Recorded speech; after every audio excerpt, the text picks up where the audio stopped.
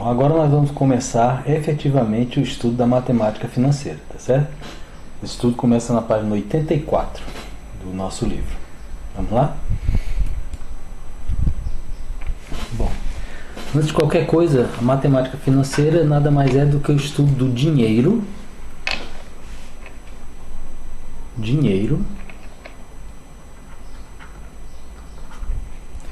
Só que o dinheiro em função do tempo. Então, para que eu estude a matemática financeira, é preciso que eu tenha o fator tempo dentro do meu problema, tá certo? Tem que ter o tempo. Se não tiver tempo, não é objeto de estudo da matemática financeira. Você pegar o dinheiro e guardar debaixo do colchão, isso pra gente não resolve nada, certo? Então, esse é o primeiro conceito que você tem que entender. Dinheiro e tempo são os dois fatores que envolvem o estudo da matemática financeira. Esse é um caso. Outra coisa, nós vamos ter que definir algo que meça esse fator tempo. Por que o dinheiro é importante em função do tempo? Por uma razão muito simples. É mais interessante que a gente tenha o dinheiro para usar agora e não no tempo futuro. Entretanto, nem sempre eu tenho dinheiro agora. O que é que eu faço? Eu peço dinheiro a quem tem. Tá? Então essa pessoa, pelo fato de emprestar o dinheiro a mim, ou seja, ela não vai poder usar o dinheiro naquele instante, ela empresta para mim. Então, por conta disso, ok, eu empresto, mas eu não vou poder usar o dinheiro. Então, para isso, eu vou te alugar o meu dinheiro. Então, estou comparando de novo o dinheiro com o aluguel de um imóvel. O que é que acontece no aluguel do imóvel? Você pede um imóvel para morar, a casa para você morar. A casa não é sua, mas você diz assim, ó, eu vou morar por um determinado tempo. Olha aí o tempo entrando na história de novo. Vou morar por um determinado tempo e todo mês eu vou te pagar, sei lá, 100, 500, 1000, não sei. Vou te pagar um valor em dinheiro para poder morar na tua casa. Quando acabar o tempo que a gente combinou, pode acontecer duas coisas. Ou eu renovo, digo, eu quero continuar morando, ou eu te devolvo a casa para você, afinal a casa é sua, né? Eu tenho que devolver a casa no final do período combinado. No dinheiro é a mesma coisa que acontece, gente. Acontece do mesmo jeito. Eu vou te emprestar o dinheiro, ou seja, eu vou te dar um valor para você usar durante um determinado tempo. E esse valor que você vai me pagar para usar o meu dinheiro, todo mês você vai me pagar um valor. Este valor chama-se juro, tá certo? Chama-se juro. Então, juro nada mais é do que o aluguel do dinheiro, tá certo? E aqui ele dá uma definição mais formal, mas você pode entender como sendo o aluguel do dinheiro.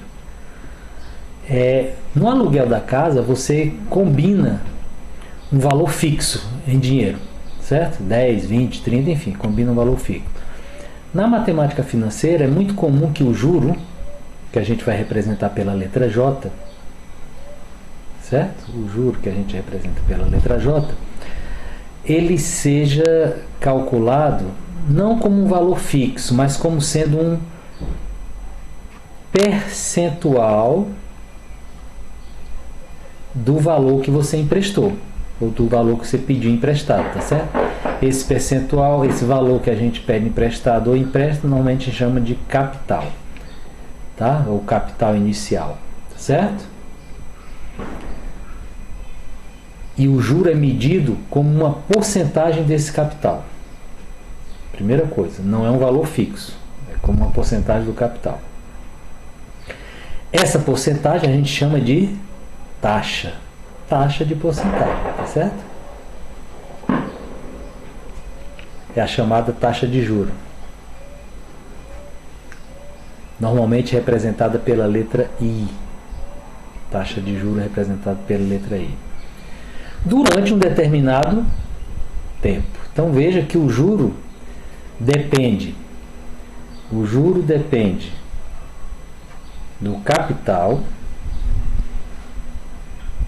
do tempo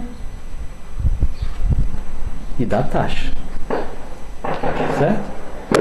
Como ele é dado essa taxa é dada na forma de porcentagem, eu vou dividir essa dependência por 100.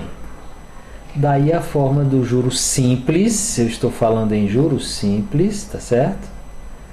É uma forma que a gente chama de capitalização simples. A forma do juro simples é essa, é o produto do capital, da taxa e do tempo esse produto dividido por 100. O importante é a taxa I e o tempo T tem que se referir sempre à mesma unidade de tempo, porque essa taxa ela é indicada mês a mês, ou bimestralmente, ou anualmente. A gente combina isso na hora da negociação, tá certo? Então, se a taxa for combinada em termos mensais, o tempo tem que ser calculado também em mês. Se a taxa for combinada em termos anuais, o tempo também tem que ser em termos de anos. Tranquilo? Ora, como eu tenho que devolver o que eu emprestei ou que eu pedi emprestado capital e mais todo o juro que eu paguei, né, eu vou pagando mês a mês, quando eu junto tudo isso eu tenho um negócio chamado montante. Então o montante é aquilo que eu pedi emprestado mais tudo que eu paguei de juro. Então o montante é o capital mais o juro. Obviamente, o juro é aquilo que eu vou pagar menos aquilo que eu pedi emprestado, né? O juro é o montante menos o capital. Também posso trabalhar nessa linha. Tá certo? Então, em linhas gerais, é isso que está escrito aqui nesse texto. E nós vamos usar esses conceitos para resolver a questão que o livro propõe no outro vídeo. Até lá!